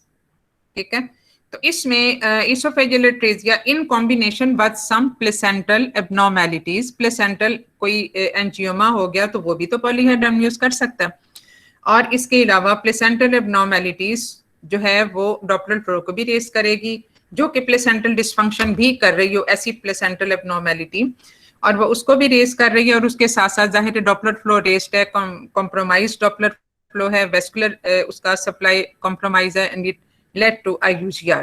So this is the possible explanation of this case. ठीक है, इसको फिर आप इस तरह से करके जो है वो इसको कर सकते हो। मैम एक क्वेश्चन पूछना, मैम प्राइमरी पेशेंट है और with renal disease nephritic syndrome, तो 60 मिलीग्राम अगर वो ले रही है स्टेरॉइड्स डेली, और अगर प्रीटर्म का रिस्क होता है या फिर हाइड्रोजेनिक प्रीटर्म डिलीवरी हमें करनी पड़ती है पेशेंट की कंडीशन की वजह से, तो फिर हम क्या डेक्सा कवर देंगे उसको फीटल मैच्योरेशन? नहीं, वो तो ऑलरेडी स्टीरॉइड ले ही रही है। अब स्टीरॉइड्स भी डिफरेंट टाइप के होते हैं। देखो, जो हम देते हैं ना स्टीरॉइड, डेक्सामेथासोन या बीटामेथासोन, ये प्लेसेंटा को क्रॉस कर जाते हैं मैक्सिमली, जबकि बाकी जो हैं जैसे प्रेडनिसोलोन पे यूजुअली जो पेशेंट्स होते हैं ऑन ऑटो इम्यून डिजीजेस, इनकी प्लेसेंटल जो है ट्रांसफर है वो कम होती है as compare to betamethasone and dexamethasone. तो डिपेंड्स अपॉन द, ये डेल्टा क्वार्टिल भी हो उसकी भी कम होती है, but gradually when the patient is on long term therapy of these steroids, तो यूजुअली उसमें जरूरत नहीं होती कि वो चाहे कम ट्रांसफर भी हो रहा है, but that is continuously being transfer to the fetus. लेकिन ये है कि अगर उसने अब डिपेंड करता है ना कि इसमें हम जो डेक्सामेथासोन का कवर देते भी हैं वो 24 वीक से पहले तो नहीं देते, वो तो हम उस वक्त देते हैं जब ये सर्वाइवेबल रेंज में आ जाता है बेबी, यानी beyond 24 weeks according to the international criteria कि 24 वीक्स वर्ल्ड वाइड इसको एक सर्वाइवेबल एज समझी जाती है। हमारी कंट्री में ये थोड़ा सा आगे हो जाएगी, लेकिन एक पेशेंट का एक्सपोजर जो है वो कंटिन्यूअसली है स्टीरॉइड्स को, तो उसमें देने की अमूमन जरूरत नहीं पड़ती। मेरा एक क्वेश्चन है, जी मैम एक पेशेंट पे ट्विन प्रेगनेंसी थी, DCDA डाइकोरियोनिक डायमनोटिक, इसमें से एक 4 मंथ पे मिसकैरेज हो गया था और एक उसके पास अलाइव है बेबी। ठीक और है, उसी पेशेंट का एक दूसरा ट्रिपलेट हुए थे 4 मंथ पे, एक्सपेल हो गए थे, वो मिसकैरेज हो गया था 4 यानी मंथ पे इसी ट्रिपलेट। पेशेंट के पहले ट्विन हुए फिर ट्रिपलेट हुए। जी, तो अब इसमें अबॉर्शन 2 लिखेंगे या अबॉर्शन 4 लिखेंगे? देखो ये जो है अब इवेंट एक ही था, चाहे उसमें ट्रिपलेट थे, तो वो इवेंट एक ही लिखा जाएगा, यानी ट्रिपलेट जो एबॉर्शन हुई वो होगा एबॉर्शन 1 ही, लेकिन आप ब्रैकेट में लिखोगे ट्रिपलेट। जैसे ट्विन्स जब होते हैं तो उसमें पैरा एक ही होती है, पैरिटी एक ही होती है, एक ही इवेंट हुआ ना डिलीवरी का जिसमें दो बच्चे डिलीवर हुए, तो पैरा आप एक ही लिखोगे, लेकिन उसके साथ आप लिखोगे ब्रैकेट में ट्विन्स। ठीक है, मैडम नहीं उसको सॉरी, अबॉर्शन नहीं ठीक है, इसमें पैरा, हाँ आप ट्विन्स के साथ फिर आप पैरा 2 लिखोगे, तो आपने भी मुझे भी कंफ्यूज कर दिया। तो इसमें आप पैरिटी जो है वो इसकी मेरा ख्याल है ये 2 लिखें कि थोड़ा सा इसमें मुझे कंफ्यूजन है, लेट मी कंफर्म इट। ठीक है लेकिन मैडम। बेसिकली होता ये है कि जो इवेंट एक होता है ना, डिलीवरी का इवेंट है, अबॉर्शन का इवेंट है, उसमें ट्विन हुए या ट्रिपलेट हुए, वो आप ब्रैकेट में लिखते हैं, इवेंट एक ही होता है, वो आप उसको एक ही के तौर पे लिखते हो। यानी अबॉर्शन हम 2 ही लिखेंगे इसके या एक नहीं, लिखेंगे? अबॉर्शन तो देखो इसके 2 अबॉर्शन हुए ना, एक में ट्रिपलेट हुए और एक में वैसे हुआ, ऐसा ही था इसका। हाँ जी, ट्विन वाले में एक 4 हाँ, मंथ तो पे ये फिर 2 लिखेंगे और एक में लिखेंगे कि ये ट्रिपलेट इसके एक्सपेल हुए। ठीक है मैडम एक क्वेश्चन है, प्लीज बता हाँ दें जी, कि हाइपोथायराइडिज्म और हाइपरथायराइडिज्म हाँ जी। मेंस्ट्रुअल इरेगुलरिटीज कैसे करवाता है, इसका काइंडली मैकेनिज्म बता दें। देखो इसमें बेसिकली जो अगर आप एंटीरियर पिट्यूटरी ग्लैंड के हार्मोन्स को देखो, ठीक है, TSH वहीं से आता है ना, थायराइड स्टिमुलेटिंग हार्मोन वहीं से आता है, गोनाडोट्रोफिन्स भी वहीं से आती हैं, इज इट सो? ऐसा ही है ना? जी मैम। एंटीरियर पिट्यूटरी से 7 हार्मोन्स बनते हैं, जिनमें थायराइड स्टिमुलेटिंग हार्मोन भी है, और जहां से FSH और LH भी रिलीज होता है। So these are reciprocally linked with each other, like prolactin भी वहीं से आता है। तो इनका ये जो मैकेनिज्म है that is eight the level of anterior pituitary, क्योंकि अगर TSH बढ़ जाएगा तो गोनाडोट्रोफिन्स के लेवल डिस्टर्ब होंगे, प्रोलैक्टिन बढ़ेगा, गोनाडोट्रोफिन के लेवल डिस्टर्ब होंगे।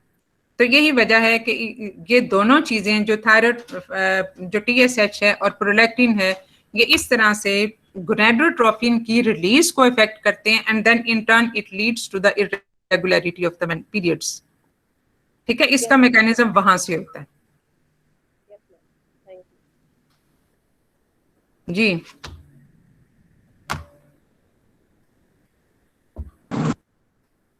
और क्वेश्चन?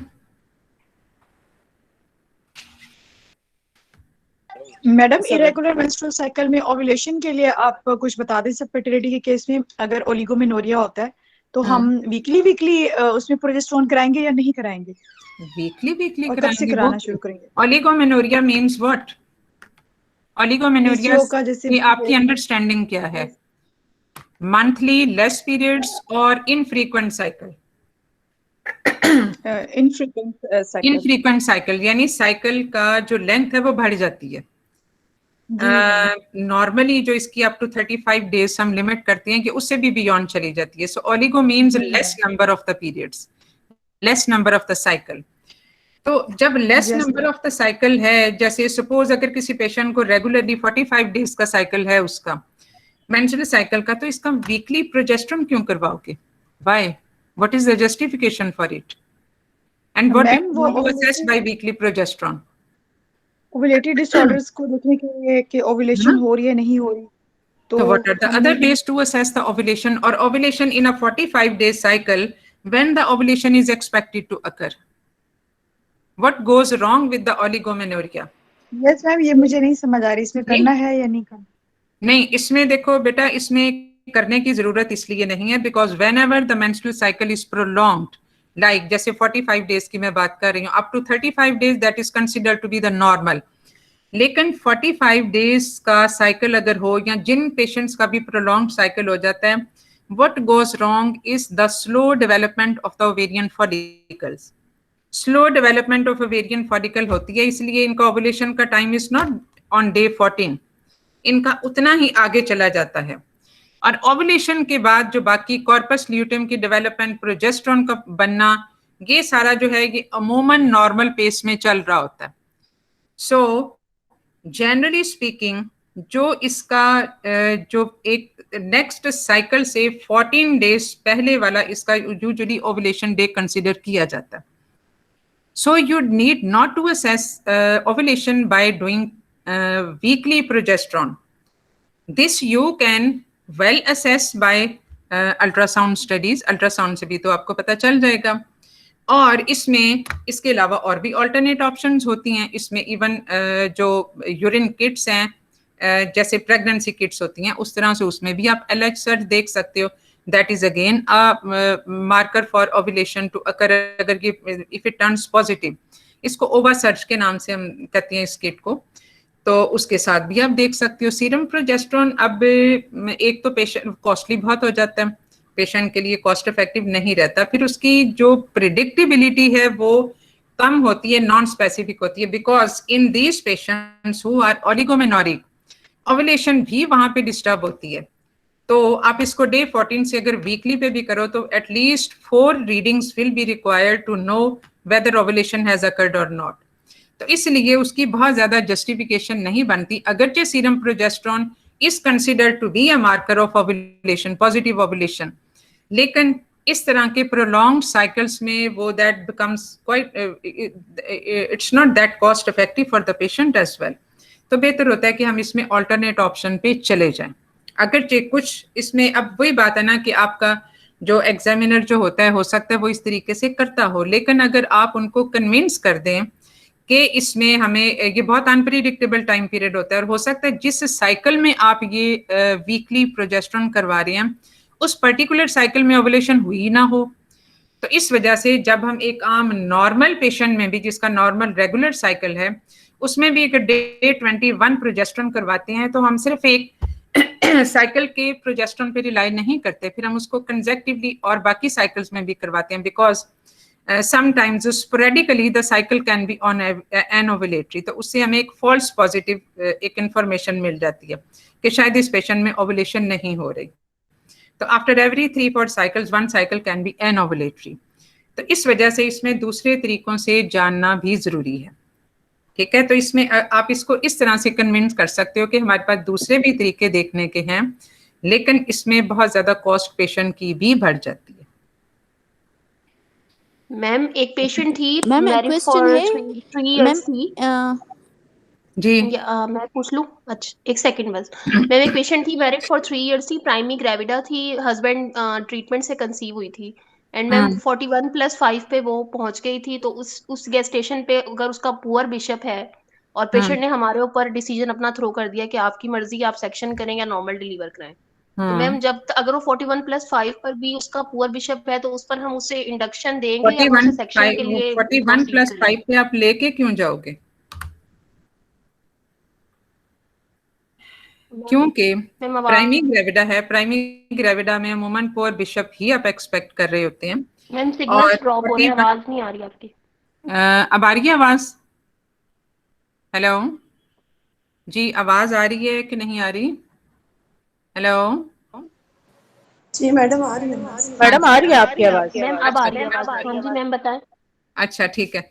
तो इसमें वही बात है कि प्राइमरी ग्रेविडा है, दो she is married for 3 years and conceived after ovulation induction, लेकिन 41 वीक्स पे why you have not taken the decision to induce her labour, why you are prolonging her pregnancy, what is your just in a view के ये bishop poor bishop score जो है ये favourable हो जाएगा।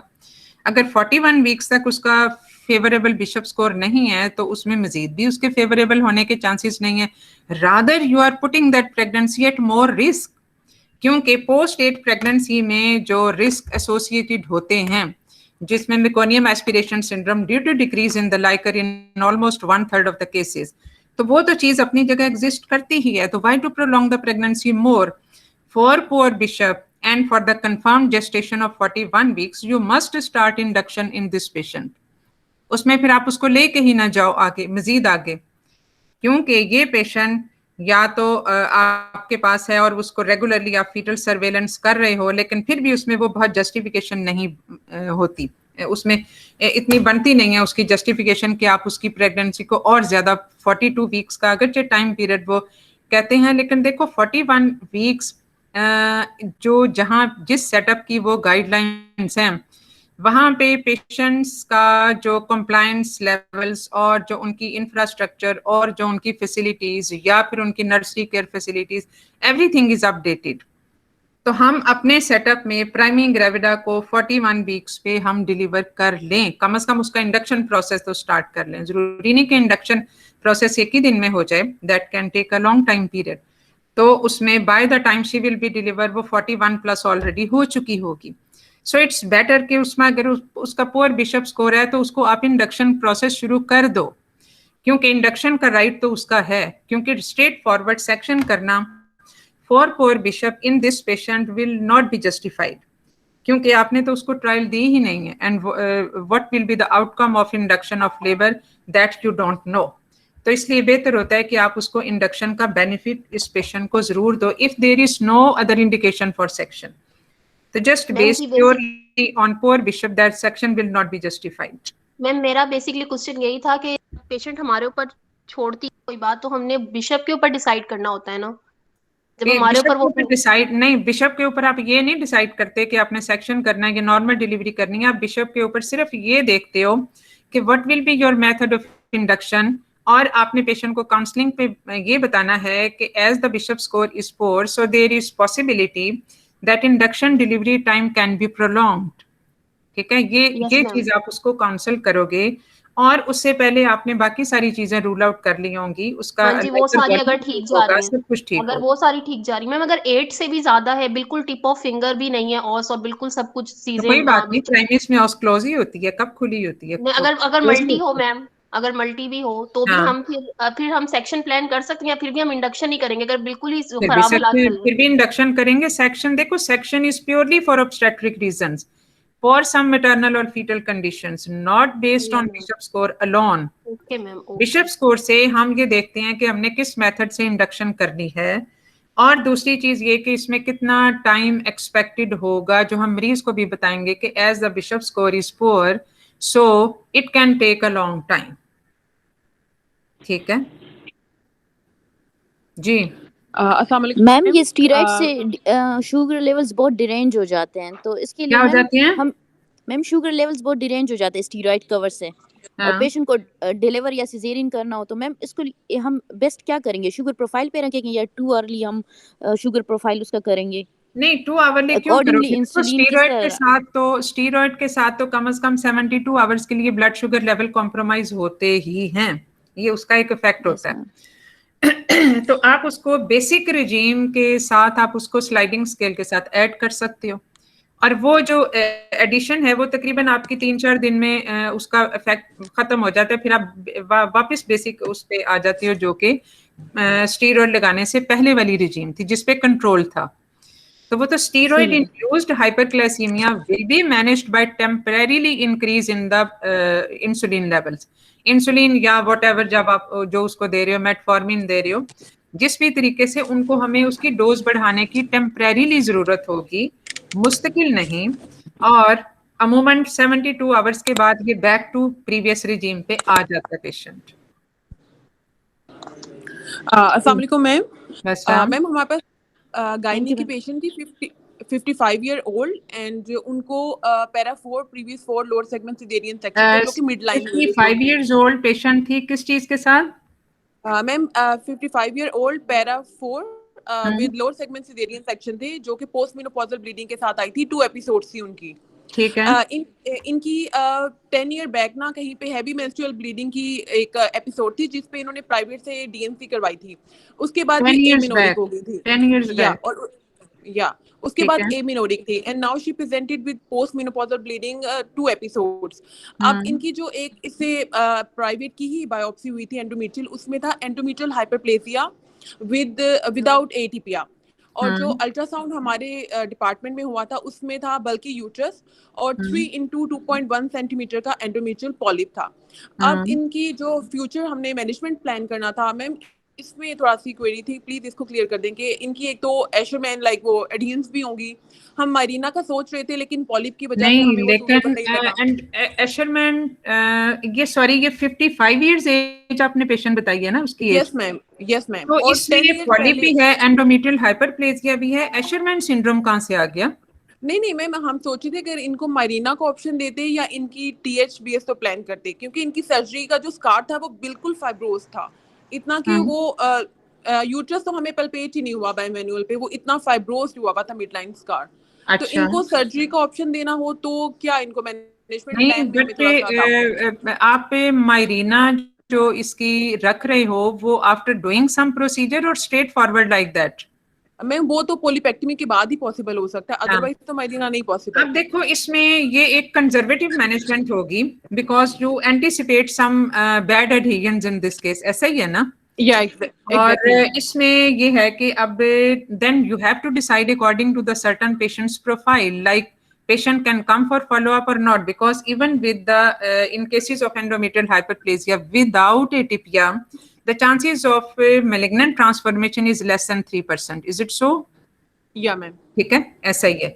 तो आपने फिर पेशेंट का ये डिसाइड करना है कि whether your patient is literate or not, whether she is compliant or not, whether she can come back for follow up, further follow up or not, और दूसरी बात ये कि ये just one step treatment चाहती है या नहीं, क्योंकि चाहे वो लेस देन 3% भी हैं, but there was a polyp, there is endometrial hyperplasia, and this patient if suppose she doesn't turn out for the follow up, तो इसमें अगर कोई मैलिग्नेंट ट्रांसफॉर्मेशन हो जाती है तो फिर इसमें in young age patient this is a very effective regime कि आप इसको ये सारा करके पॉलीपेक्टमी और अपने सारा किया और उसके बाद मारीना रख दिया। But in this patient post menopausal 55 years para 4, इसमें बहुत स्ट्रॉन्ग जस्टिफिकेशन की जरूरत होगी अबाउट मायरीना इंसर्शन आफ्टर पॉलीपेक्टमी। पॉलीपेक्टमी तो मस्ट है, लेकिन उसके बाद का जो बाकी आपकी मैनेजमेंट है वो फिर आपने उसको जस्टिफाई करना है और वो पेशेंट को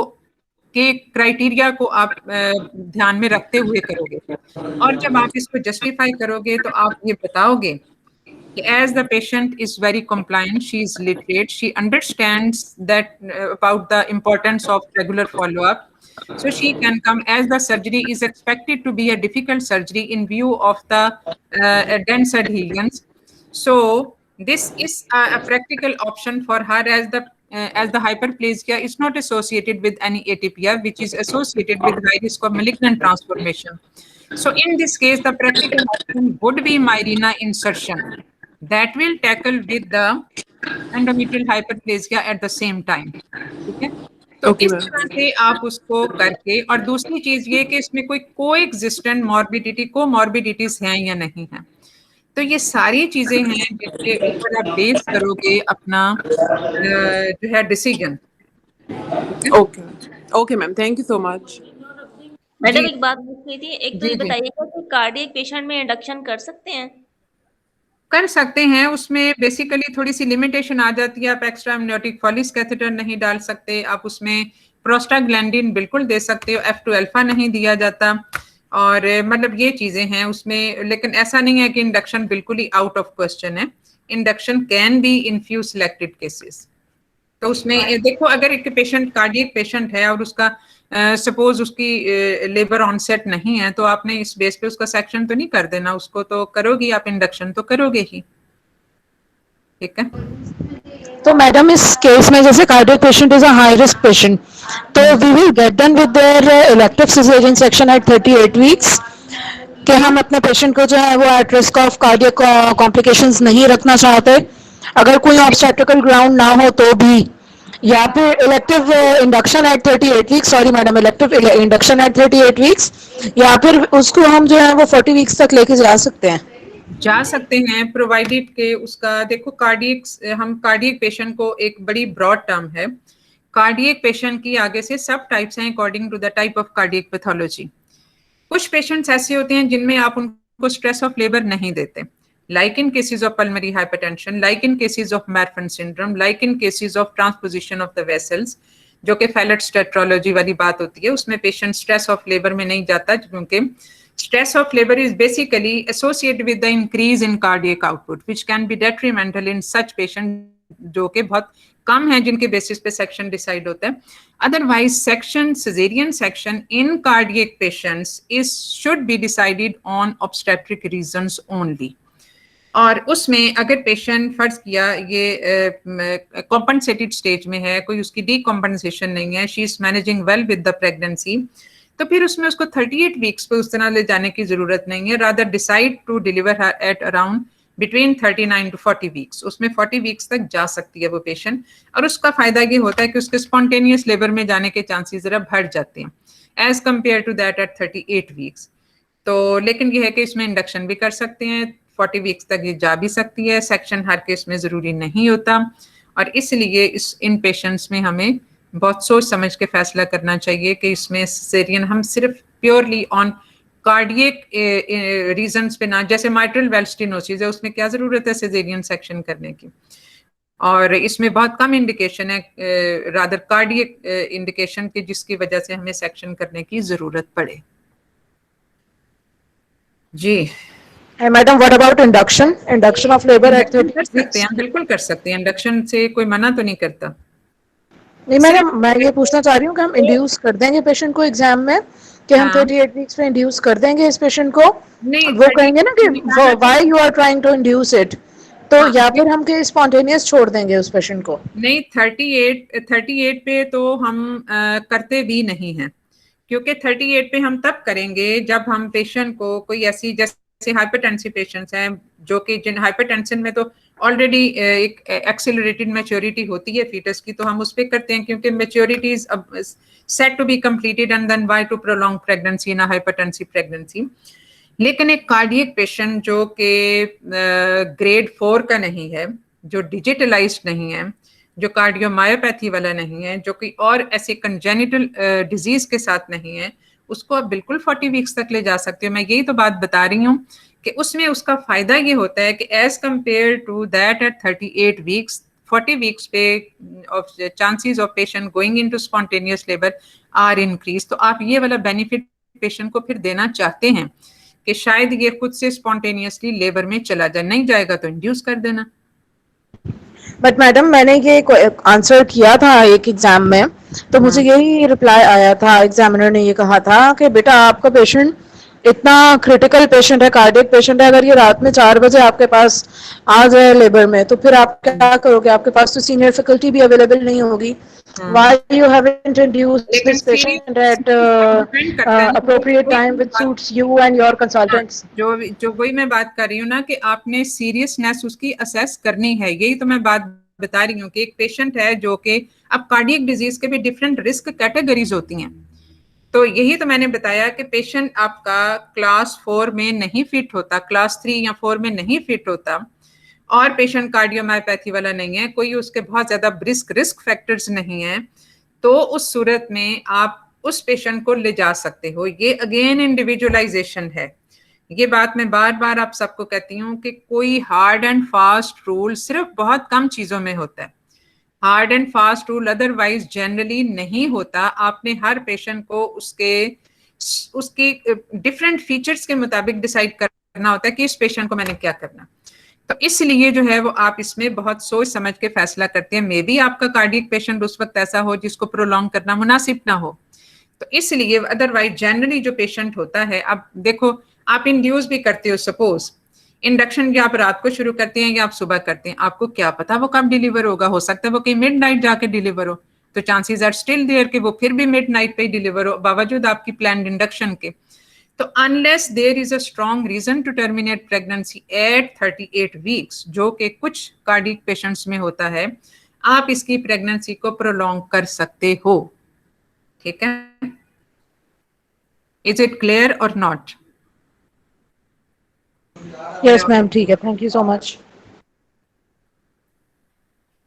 जी, और कोई क्वेश्चन? वरना फिर इसके बाद अमेंड करें.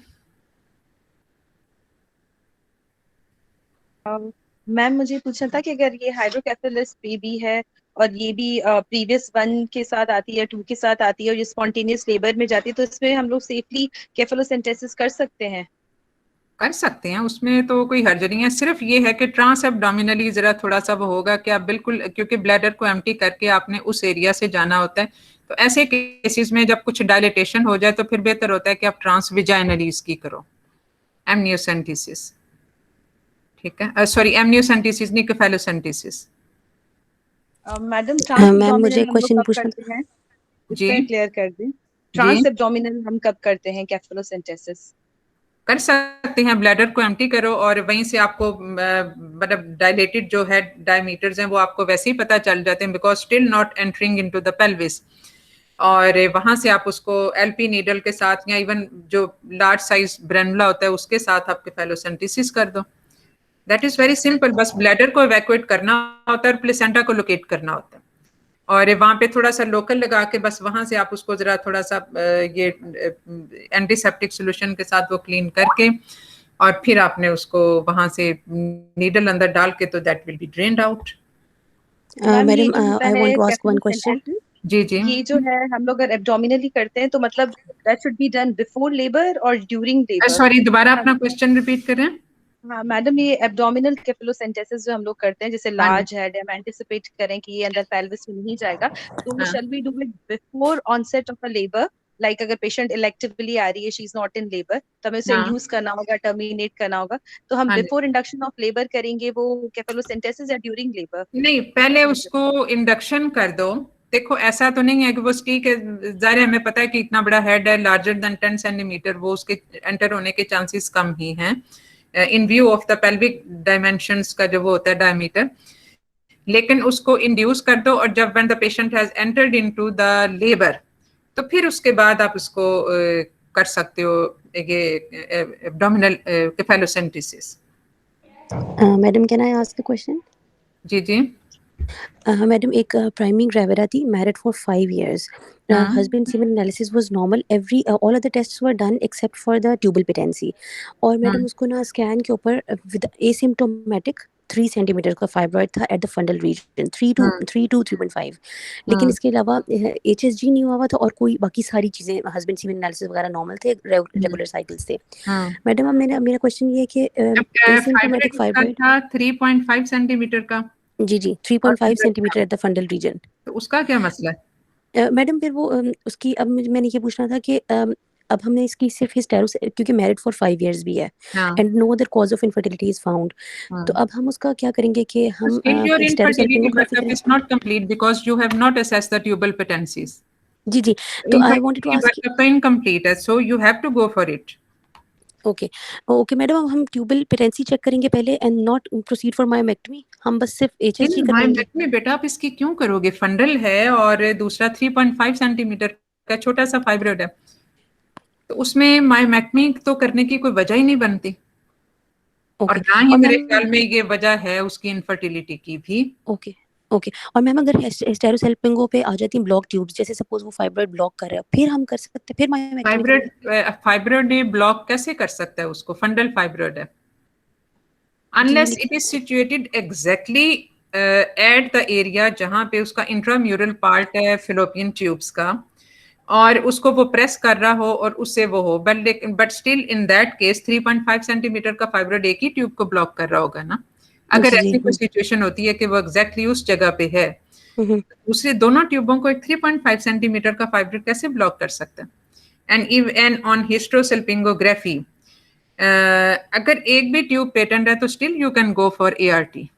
ओके आप उसमें ओवुलेशन इंडक्शन और IUI की तरफ तो जा सकते हैं फिर भी। और मैडम जी, in the presence of this fibroid we can have the pregnancy complications, so why not to remove the fibroid? 3.5 centimetre का फाइब्रॉइड क्या कॉम्प्लिकेशन करेगा भाई? छोटा सा फाइब्रॉइड है, 3.5 सेंटीमीटर को अपने हाथ से मेजर करके देखो ना कितना छोटा सा है, लेमन साइज का होगा ज्यादा से ज्यादा, तो एक लेमन साइज का फाइब्रॉइड कैसे करेगा प्रेगनेंसी कॉम्प्लिकेशंस? इस फाइब्रॉइड को आपने ओवर इम्पोर्टेंस दे दी है, हालांकि ये फाइब्रॉइड ऐसा इम्पोर्टेंट नहीं है। अगर ऐसा एक फाइब्रॉइड फर्ज किया, ये हम ये ज्यूम भी कर लें कि ये ट्यूबल ब्लॉकेज कर रहा है, तो वो ज्यादा से ज्यादा एक ट्यूब ब्लॉक करेगा, still the other tube should be expected to be open in absence of any other pelvic pathology. और दूसरी चीज ये कि इस पेशेंट को तो कोई सिम्टम भी नहीं है फाइब्रॉइड की वजह से, ये एंडोमेट्रियम को एनक्रोच नहीं कर रहा। वो वाला फाइब्रॉइड जो एंडोमेट्रियम को एनक्रोच कर रहा हो वो तो किसी हद तक इनफर्टिलिटी, इम्प्लांटेशन, ये सब चीजों को इफेक्ट कर सकता है। लेकिन एक ऐसा फाइब्रॉइड जो कि फंडल है, जो सब सिरोजल है और more than 50% is subserosal and less than 50% is intramural, even then it doesn't affect। जो प्योरली इंट्राम्यूरल हैं फाइब्रॉइड वो किसी हद तक इफेक्ट कर सकते हैं प्रेगनेंसी को, क्योंकि उससे यूट्राइन कॉन्ट्रैक्टिलिटी और वो सारा स्पर्म ट्रांसमिशन और उसका जो सारा वो होता है वो चीजें इफेक्ट हो सकती हैं, जो कि एक अजम्पशन है इन केसेस में। लेकिन एक ये वाला fibroid I still fail to understand कि ये कैसे करेगा फर्टिलिटी को effect. So if this fibroid is not affecting the fertility anyway, there is no need to remove it, तो उसमें तो हमें उसको छेड़ने की जरूरत भी नहीं है। Rather you will expose to more adherent formations by doing an unnecessary surgery. Ma'am, can I ask a question? जी Ma'am, patient is 35 years, Nali Pera, adopted one child 8 years back. She is married since 10 35 years है, नली para है। अच्छा, और adopted one child 8 years back. Now हाँ present with complaint of heavy menstrual bleeding and irregular bleeding, and her HB is 8 grams per deciliter. हाँ And she has multiple fibroids on ultrasound, हाँ anterior and posterior wall fibroids, and endometrioma in right ovary. तो ma'am इसकी क्या management करेंगे? हम इसको hysterectomy की option देंगे या फिर मायोमेक्टमी की, या मतलब मायोमेक्टमी एंड मायोमेक्टमी, ठीक है। इसलिए कि नली पैरा पेशेंट है, चाहे उसमें कोई भी रीजन हो, but you will deprive the patient of a reproductive organ at a young age while she is not having any issue.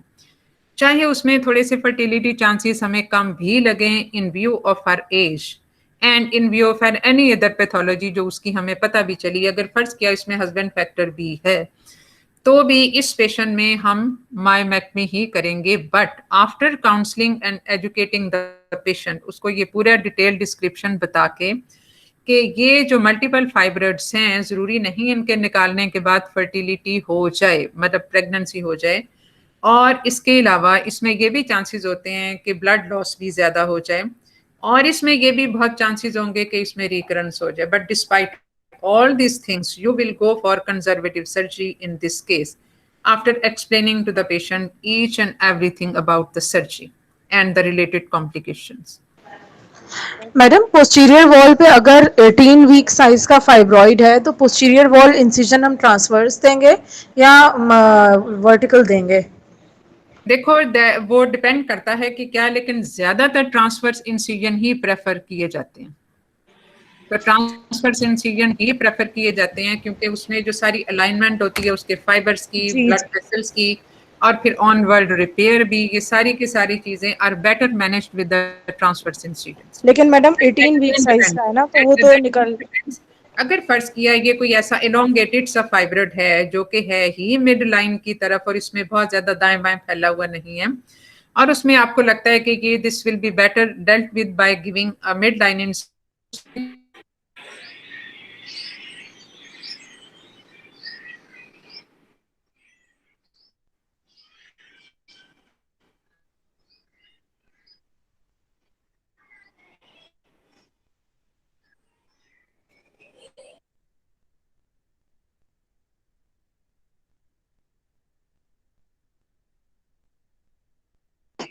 आवाज नहीं आ रही।